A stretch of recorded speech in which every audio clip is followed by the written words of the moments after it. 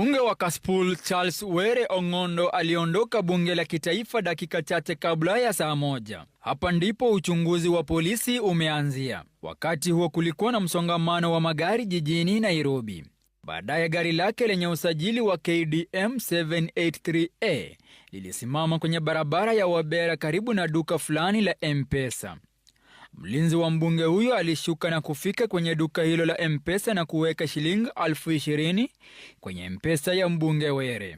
Kwa mjibu wa picha za CCTV ambazo tumezikagua, onekana mwanamume aliyekuwa eneo hilo akimpigia darubini mbunge huyo. Mwanamume alikuwa na mkoba na alipita mara kadhaa karibu na gari la mbunge huyo akimtazama kwa karibu. Saa 1:19 za jioni, mlinzi wa mbunge huyo aliondoka kwenye M-Pesa hiyo baada ya kumaliza shughuli. Walifululiza hadi barabara ya Kenyatta Avenue, kisha barabara ya Valley Road, kuingia barabara ya Ralph Bunche kuelekea Agwings Kodhek, na wakarudi kwenye barabara ya Valley Road kuelekea ile ya Ngong karibu na chuo cha Daystar. Kwa mjibu wa uchunguzi, mshukiwa aliyenakiliwa kwenye picha za CCTV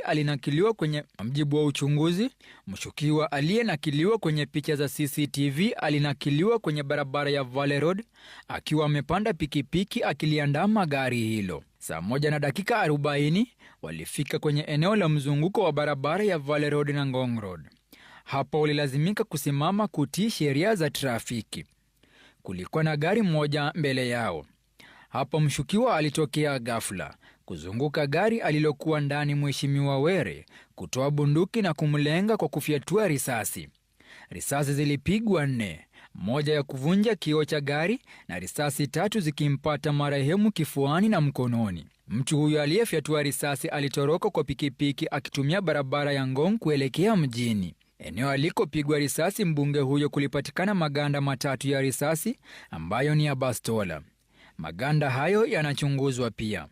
Kando na mlinzi na dereva, polisi wanaochunguza mauaji hayo wamemhoji pia mhudumu wa M-Pesa aliyetajwa awali.